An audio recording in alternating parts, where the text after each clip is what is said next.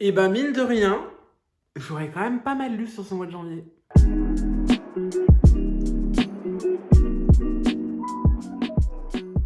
Hello tout le monde, j'espère que vous allez bien. Alors on se retrouve aujourd'hui pour un update lecture parce que en janvier, j'ai vraiment pas mal lu. J'ai lu en tout et pour tout 8 livres sur le mois de janvier, ce qui est vraiment plutôt pas mal je trouve. J'ai commencé l'année sur les chapeaux de roue et j'avais envie de vous faire un petit compte rendu de ces 8 lectures et on va commencer tout de suite avec la première dont je vous ai déjà parlé il me semble dans mon vlog du mois de décembre qui commence à remonter mine de rien. J'ai lu Créature et... non, Esprit et créatures du Japon de Benjamin Lacombe, enfin illustré par Benjamin Lacombe et le texte est de Lafcadio Hearn.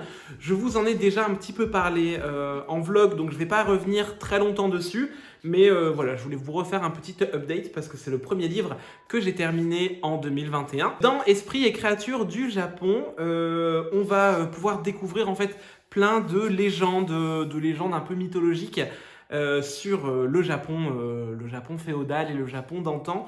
Donc voilà, c'est un petit ouvrage qui regorge de plein de légendes. On a une des nouvelles qui s'intitule La mort d'un canard sauvage. On a toute une partie sur le renard au Japon, donc sur son symbole, sur ses différentes races, parce qu'il y a plusieurs renards dans la mythologie japonaise. On a une nouvelle qui s'intitule Le réveil du papillon et de la fourmi. Bref, voilà, c'est plein de petits contes, de petites nouvelles qui vraiment nous plongent dans la mythologie japonaise. J'ai adoré ça. C'est un ouvrage qui a été fait un peu en diptyque avec un autre qui s'intitule Esprit et fantômes du Japon, toujours de Benjamin Lacombe. Et voilà, ce sont deux ouvrages vraiment magnifiques, superbement illustrés. J'ai adoré ce petit voyage dans les mythes japonais.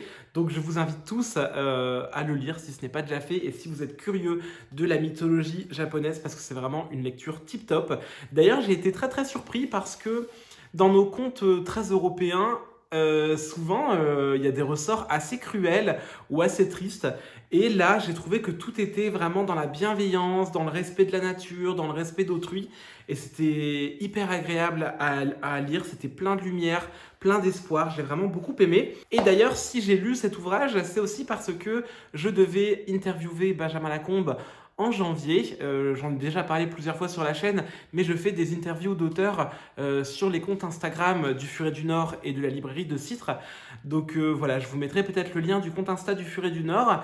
Et si vous avez loupé l'interview, elle est dispo en replay dans leur onglet IGTV, il me semble. Et on continue avec ma seconde lecture du mois de janvier qui était le coffret des volumes 1 et 2 de Veil de l'artiste Koteri qui est une artiste japonaise. Veil, ça prend la forme d'un manga. C'est en 2 tomes, mais apparemment un 3e tome vient de sortir, je crois, au Japon. Donc j'espère que les éditions Noef Graphics le sortiront en version française.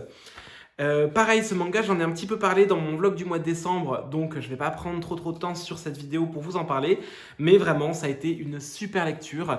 Veil, ça nous raconte l'histoire de la rencontre entre un homme et une femme aveugle et un homme flic, et voilà, les deux se rencontrent dans la rue, et c'est un peu le coup de cœur, le coup de foudre, et en même temps, ils se mettent pas tout de suite en couple. C'est vraiment une belle histoire d'amour, d'amitié, de complicité.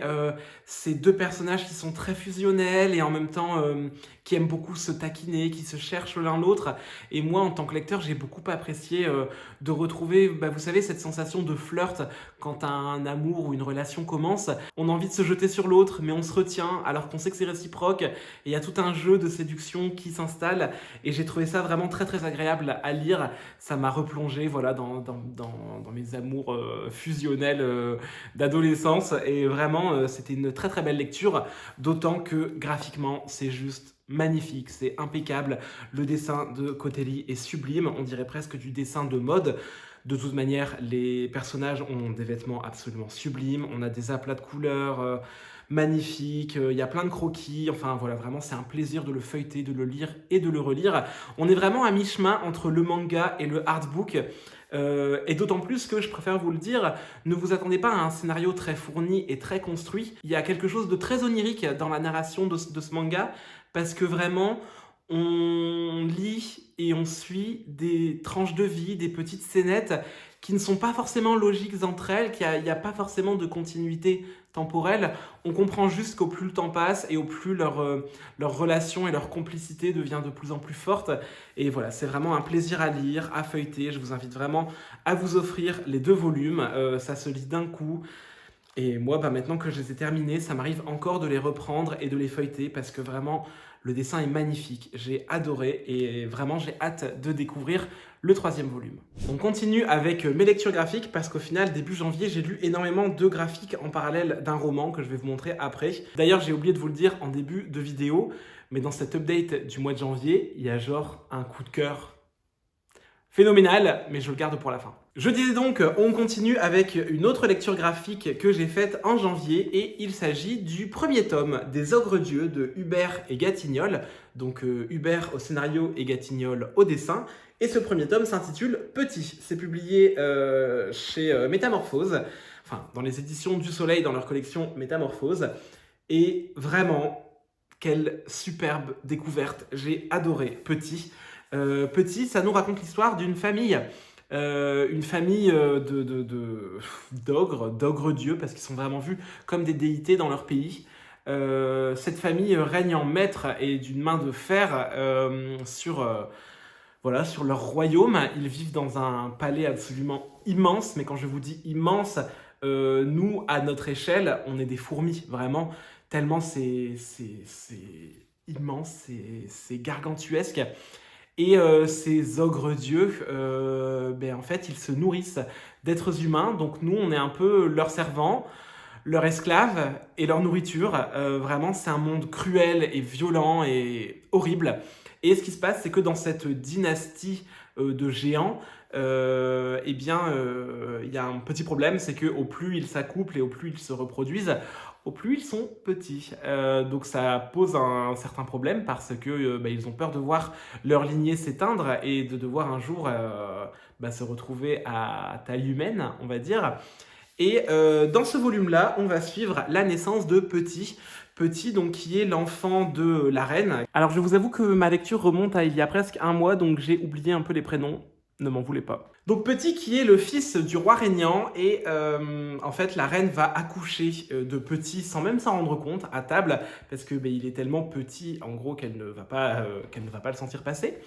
Et bien Petit est vraiment très petit, il fait la taille d'un humain. Donc le roi va immédiatement se mettre dans une colère noire et va vouloir qu'on le tue et qu'on le mange directement, histoire qu'on ne doute pas de sa virilité et de ses pouvoirs de roi. Sauf que la reine va réussir à le sauver in extremis et Petit va être élevé en secret dans l'ombre du château. Et Petit va avoir soif de liberté, va s'interroger sur le royaume, va s'interroger sur pourquoi est-ce que les ogres mangent les hommes, d'où est-ce que ça vient, et voilà, il va avoir soif d'ailleurs, et je peux pas trop vous en dire plus, mais je vous invite vraiment à le lire. C'est vraiment une très bonne histoire. Le dessin est juste sublime, chaque planche c'est un régal pour les yeux. Entre chaque chapitre, on a des planches de texte qui nous racontent l'histoire du royaume, l'histoire de cette dynastie de géants, d'où ils viennent, qui sont leurs ancêtres. Enfin voilà, c'est très très très riche, il y a vraiment une mythologie qui a été créée dans cet univers et c'est vraiment hyper intéressant, c'est palpitant. Les planches sont en nuances de gris. Et pareil, moi j'ai trouvé ça magnifique, c'est vraiment un régal pour les yeux. J'ai beaucoup aimé tous les personnages qui sont pour la plupart très complexes. Mis à part le roi qui fait vraiment figure de méchant, tous les autres personnages sont assez complexes. Certains sont vraiment ni bons ni mauvais, pour autant ils sont presque au bord de la folie. Vraiment, c'est tous des personnages très très ambivalents et je pense au personnage de la reine qui a été vraiment, je trouve, très bien écrit et très fouillé parce qu'on se prend d'affection pour elle et en même temps on a peur d'elle parce qu'elle est très cruelle. Et voilà, on a plein de sentiments qui se mélangent et j'ai trouvé ça hyper intéressant et je trouve que ça pose énormément de questions sur le spécisme parce qu'on se retrouve là en tant que nourriture. Il y a des élevages d'êtres humains qui sont en plus gérés par des êtres humains. Donc on a des hommes qui envoient des autres hommes à l'abattoir et vraiment moi, je me suis posé plein de questions en le lisant. Déjà que j'ai un rapport à la nourriture assez changeant depuis quelques années. On entend beaucoup parler de véganisme, d'antispécisme, de végétarisme, tout ça. Moi, c'est des questions que je me pose. Mon alimentation, elle est sans cesse en train d'être modifiée parce que j'essaye de faire attention à ce que je mange. Et je trouve que les Ogres Dieux, ça a continué de soulever cette question voilà, de s'interroger et de se dire qu'est-ce qu'on mange, pourquoi est-ce qu'on le mange, est-ce qu'il n'y a pas des alternatives, même si vraiment c'est pas un livre sur le véganisme, genre vraiment pas du tout, mais moi ça m'a évoqué ça et c'était très très intéressant de lire ça en réfléchissant à cette question. Et mis à part ça, on a vraiment aussi des références à la famille, à l'héritage social, à l'héritage familial. Et c'est vraiment très très intéressant, en plus d'être très très beau. Et voilà, vraiment, là je suis en train de le feuilleter. Il y a vraiment des planches que je trouve magnifiques. Le dessin est très très expressif. Il y a des planches vraiment qui s'attardent sur le regard des personnages. Je vous montre celle-ci, mais voilà, je trouve que c'est magnifique, donc je vous le conseille. Et pour info, Les Ogres Dieux, c'est une saga en 4 tomes. Et apparemment, les 4 tomes ne racontent pas la même histoire d'un point de vue linéaire, quoi. Et voilà, je ne saurais pas trop vous dire l'histoire du tome 2, parce qu'en fait, j'ai déjà acheté le tome 2 et 3, mais je ne les ai pas encore lus. Mais j'ai l'impression qu'on est un peu dans une saga qui s'attarde sur un personnage précis à chaque tome. De toute manière, je vous en reparlerai une fois que j'aurai lu le 2e tome. Et on continue avec ma dernière lecture graphique du mois. C'est La Belle Mort de Mathieu Bablé, édité chez Ankama dans leur collection Label 619. La Belle Mort, c'est un cadeau de Noël que j'ai reçu de la part de Paper Palace. Et c'est donc la toute première BD de Mathieu Bablé qui a été rééditée il y a quelques années. C'est une BD que j'ai beaucoup aimée. Au niveau de l'histoire, c'est assez simple, du moins le début est assez simple et l'histoire se complexifie un peu dans la deuxième moitié du récit. Dans La Belle Mort, on va suivre notre monde, mais notre monde dans plusieurs années, je dirais dans 10 ans, 15 ans. Et en fait, qu'est-ce qui s'est passé dans notre monde? Eh bien, il y a eu une invasion d'insectes géants qui bouffent et détruisent tout sur leur passage. L'humanité est complètement décimée. Et on va suivre un groupe de 3 survivants qui ne savent pas quoi faire, qui se baladent dans les villes, qui essayent de retrouver des boîtes de conserve qui ne sont pas encore périmées, et puis qui essayent de se nourrir et de survivre tant bien que mal. Et un jour, ils vont croiser une autre survivante, et on va dire qu'elle va un peu semer le trouble et qu'elle va venir complexifier l'histoire d'une manière assez étonnante. Genre, je m'y attendais vraiment pas. J'ai trouvé que c'était vraiment très très bien, même si, je vais pas mentir, ce n'est clairement pas la meilleure BD qu'a fait Bablé, que ce soit du point de vue du scénario ou du dessin. Je trouve que le dessin est vraiment hyper joli, les immeubles et les vues sur la ville, c'est vraiment magnifique. Au niveau des expressions des personnages, on sent que depuis, il a évolué et qu'il a beaucoup progressé parce qu'il y a un côté très très très carré et parfois très très figé dans le chara-design. Néanmoins, voilà, c'était un très très très bon moment. J'ai beaucoup aimé l'histoire qui est vraiment complètement tarée, genre au plus on avance et au plus ça part dans tous les sens. Et moi, j'ai trouvé ça super cool, ce petit côté complètement dingue dans le scénario. Donc voilà, je vous la conseille si vous aimez beaucoup Mathieu Bablé. Après, c'est pas forcément celle que je vous conseillerais pour découvrir l'auteur. Et voilà, si vous n'avez jamais lu de Mathieu Bablé, je vous dirigerai plutôt vers Shangri-La ou vers Carbone et Silicium, qui sont vraiment pour moi des chefs-d'œuvre monumentales. Vraiment, ici, c'est 2 BD absolument magnifiques. Là où La Belle Mort, je pense que c'est sympa de le lire quand on connaît déjà l'auteur et qu'on a envie de découvrir ses débuts. Et à la fin, il y a un genre d'épilogue qui a été ajouté, ainsi qu'un préquel donc, qui se passe avant. Et ça a été rajouté a posteriori par l'auteur. On le remarque directement dans le dessin. Et à la fin, on a aussi un petit texte de l'auteur qui revient un peu sur son œuvre avec son œil nouveau, son œil d'aujourd'hui. Et il explique que c'est étrange et étonnant de revenir sur une de ses premières œuvres de jeunesse. Et il nous explique pourquoi est-ce qu'il l'a faite et pourquoi cette œuvre lui tient à cœur. Et j'ai trouvé ça très très intéressant d'avoir ce regard, cette prise de recul sur sa propre œuvre. Et ça m'a fait affectionner encore plus ce que j'ai lu, parce que on comprend pourquoi est-ce qu'il l'a écrit et on comprend pourquoi ça lui tient à cœur. Et moi, c'est le genre de truc qui me touche. Et c'était vraiment une très très bonne lecture que je vous conseille. Et on continue cette update lecture avec 3 romans. J'ai lu 3 romans sur le mois de février. Franchement, je suis pas peu fier de moi. Bon, 3 romans, on va dire 2,5 parce qu'il y en a un que j'avais déjà commencé fin 2020. En janvier, j'ai donc lu et terminé le tome, la partie 2 du tome 2 des Archives de Rochard, donc le livre des radieux partie 2. J'ai vraiment adoré ma lecture. Ça a été magistral. Vraiment, ce tome 2 partie 2. C'est une claque, c'est un coup de poing, c'est magistral, c'est bien écrit, c'est plein de rebondissements. Les 200 dernières pages, c'était impossible de m'arrêter de les lire, tellement c'était épique, riche en rebondissements, en révélations.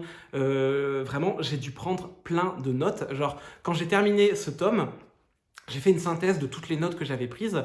Je me suis dit que ça allait me prendre une demi-heure. Ça m'a pris 2h30, presque 3 heures pour tout rassembler sur un doc pour ne rien oublier. Tellement le tome est riche en révélations et en trucs de dingue, vraiment. Mais vraiment, les Archives de Rochard, je suis désolé, je vous le dis à chaque vidéo, mais c'est toujours complètement fou, complètement dingue. Et j'aimerais beaucoup vous en parler un petit peu plus et un peu plus en détail, parce que je me rends compte que je vous parle très souvent de Rochard, de mon amour pour cette saga de fantasy absolument épique.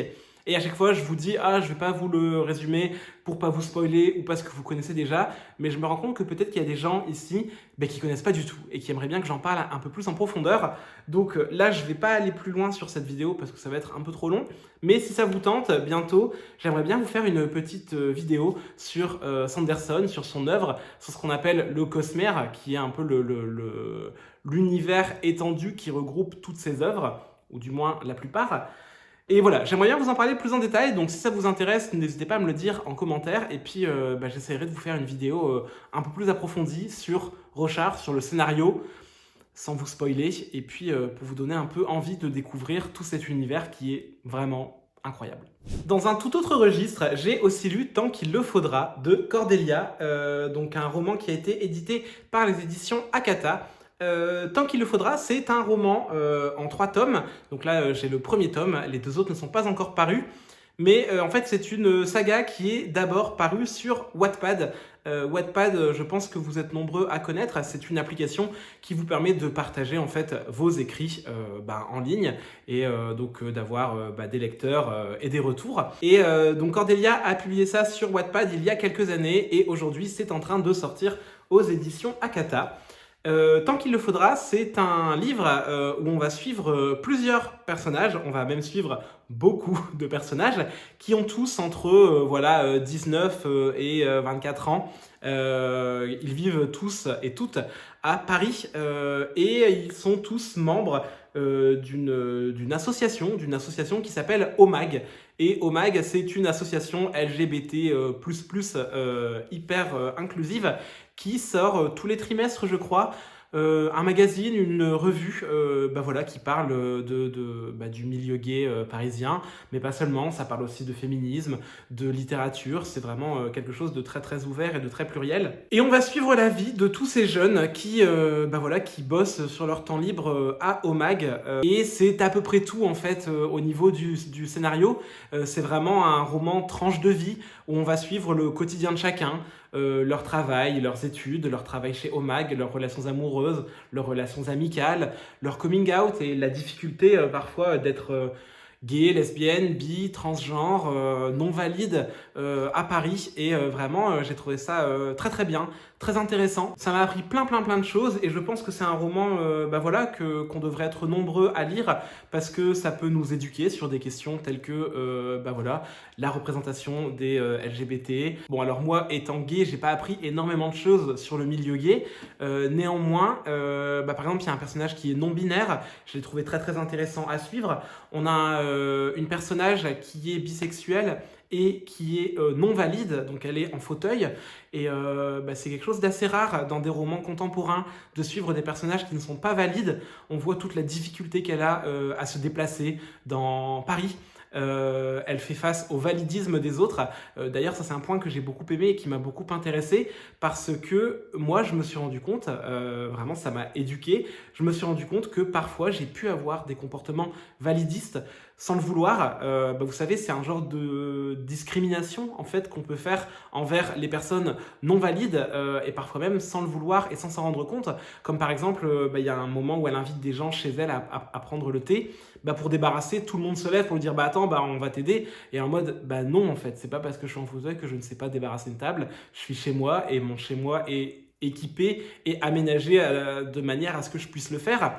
Et donc c'est vrai que les autres personnages se sentent un petit peu bêtes et se disent ah oui pardon, on voulait pas, on voulait pas mal faire. Et en effet, plein de fois on ne veut pas mal faire, mais on peut avoir des comportements qui peuvent insulter des personnes issues d'une minorité.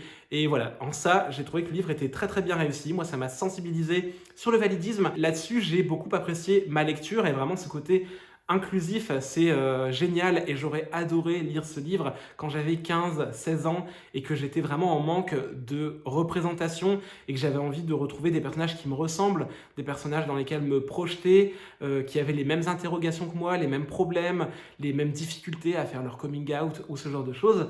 Et là, vraiment, c'est bien amené et en ça, c'est bien réussi. Néanmoins, je voudrais nuancer mon propos parce que pour moi, c'est un livre qui n'est pas parfait et qui m'a posé problème à plusieurs reprises. Déjà, au niveau du scénario, vu qu'on est dans quelque chose de très tranche de vie, il n'y a pas de fil rouge. Et ça m'a un peu manqué. Parfois, j'ai eu du mal à m'intéresser réellement au livre et il m'a fallu vraiment lire un bon tiers, voire une bonne moitié, avant de me sentir un peu plus investi dans l'histoire et avant d'avoir envie d'en savoir un petit peu plus sur les personnages.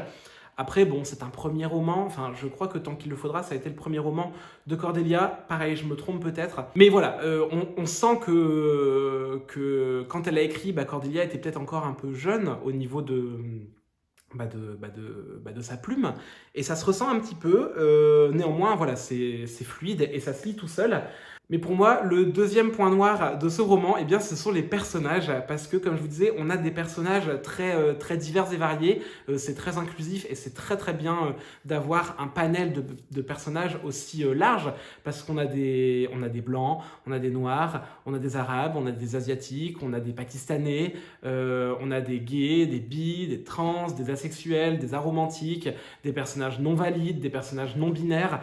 Donc vraiment, c'est hyper bien, c'est hyper riche et je pense que tout le monde peut s'y retrouver. Mais je trouve que pour un livre qui se veut dans l'acceptation de l'autre et dans la bienveillance globale, j'ai trouvé que justement, ça manquait de bienveillance. Il y a plein de fois où les personnages m'ont insupporté. Il y a plein de fois où j'ai trouvé les personnages antipathiques, voire détestables. Et vraiment, il m'a fallu plus de la moitié du roman avant de commencer à en apprécier certains.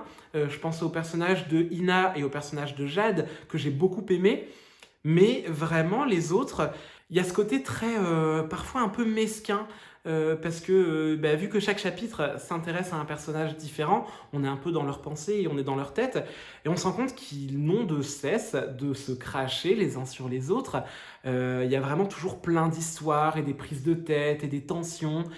Et moi, ça m'a gênée en fait parce que ces personnages-là, c'est quand même un groupe d'amis parce qu'ils travaillent ensemble dans la même asso, ils vont boire des verres ensemble, ils font des fêtes ensemble, ils font des repas ensemble, ils vont au ciné ensemble, ils font même Noël ensemble. Malgré ça, je les trouve tous parfois très hypocrites, à aller se cracher les uns sur les autres et à faire plein d'histoires.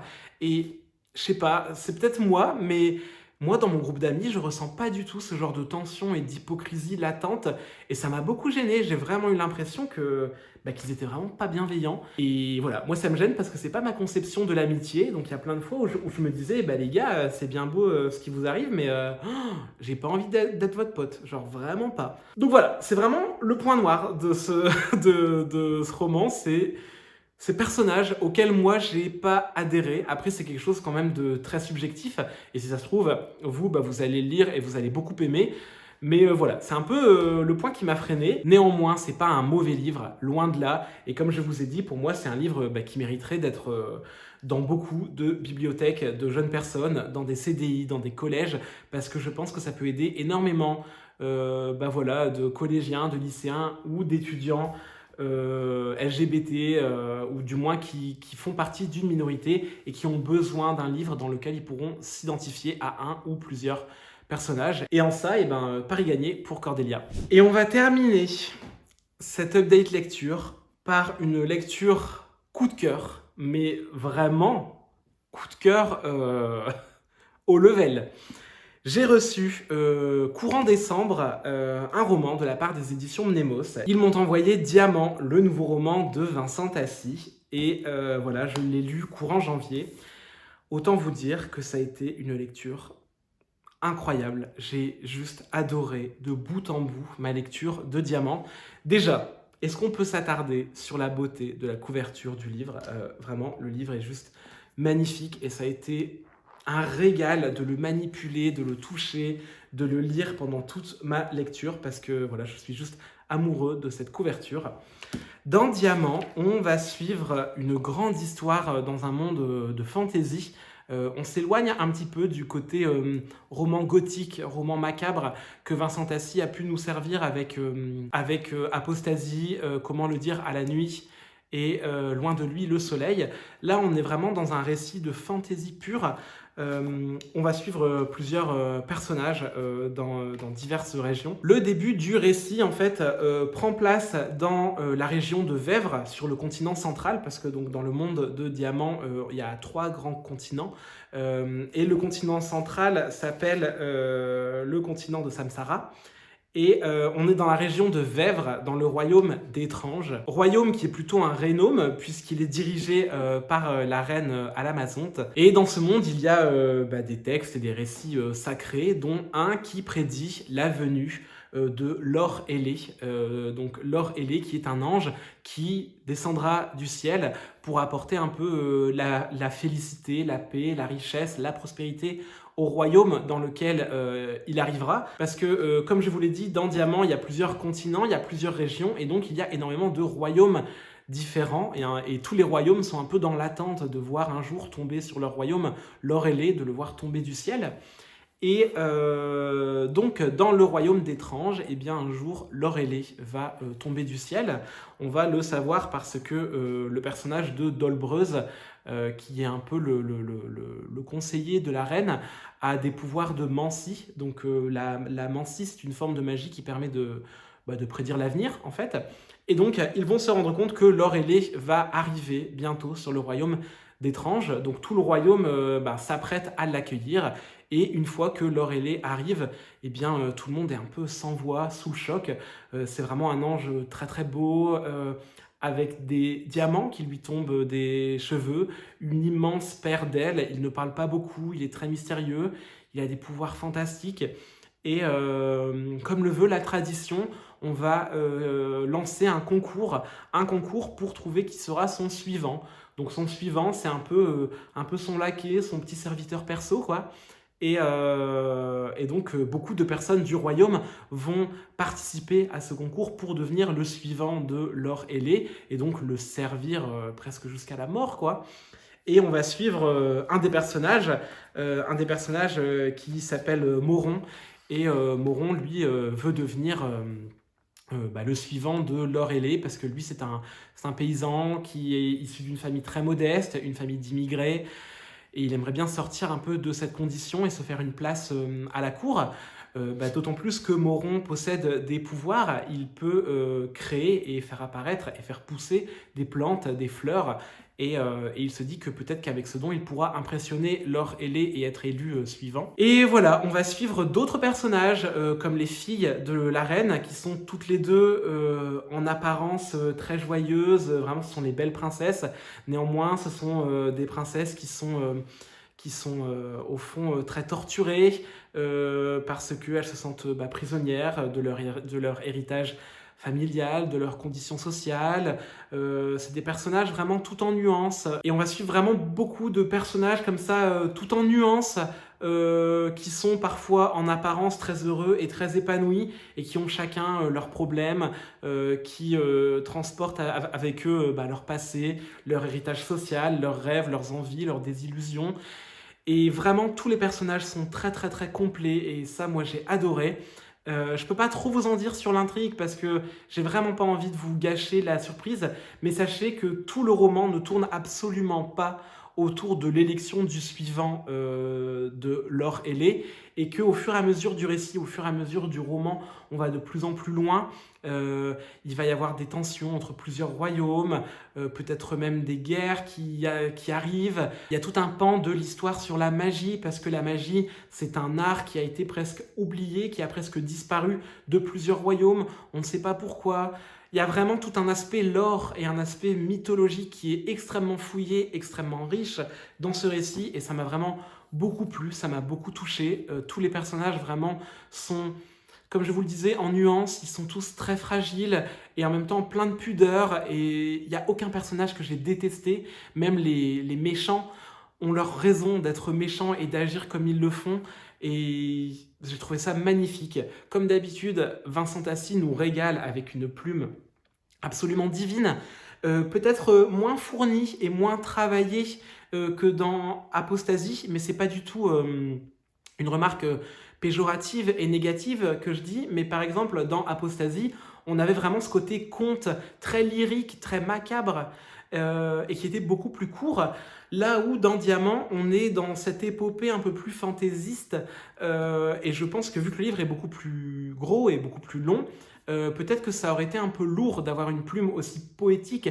que dans Apostasie. Donc là, on a une lecture beaucoup plus fluide, mais toujours aussi belle, aussi poétique. Il y a plein de passages que j'ai encadrés ou dans lesquels j'ai mis des petits post-it.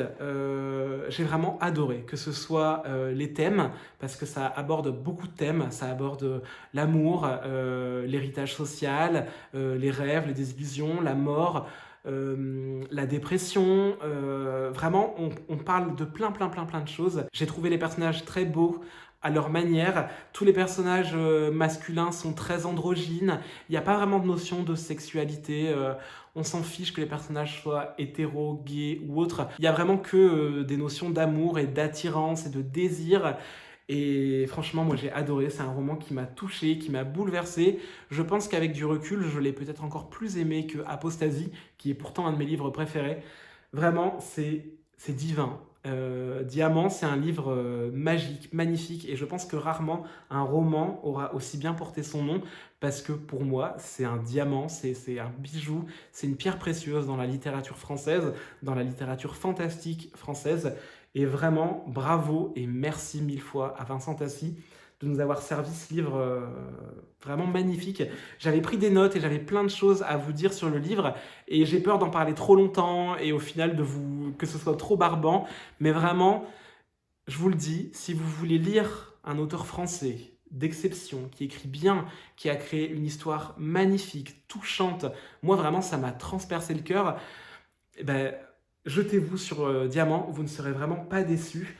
Et en plus de ça, il y a vraiment tout un rapport au fantastique et à la magie que j'ai trouvé très bien écrit. Il y avait des scènes très cinématographiques. Pour ceux qui l'ont lu, je pense à la scène dans les brumes, sans trop en dire. Mais tout ce passage, c'est un passage où je ne pouvais pas arracher mes yeux du livre. Je ne pouvais que lire et m'imaginer ce qui se passait. C'était tellement bien écrit, bien décrit, tellement cinématographique. Bref, un coup de cœur en puissance, mais je pense que vous l'avez compris.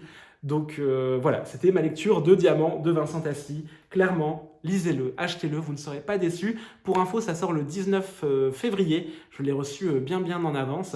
Et d'ailleurs, je remercie une fois de plus les éditions Nemos qui me l'ont envoyé, parce que vraiment, je me suis régalé. Bon, et sur ce, c'est la fin de cette update lecture. J'ai l'impression d'avoir parlé des heures. Je pense que le montage va être un peu ardu.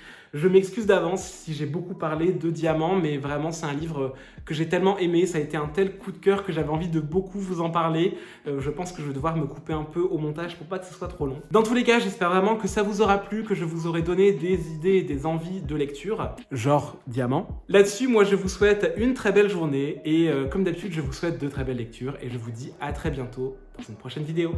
Ciao!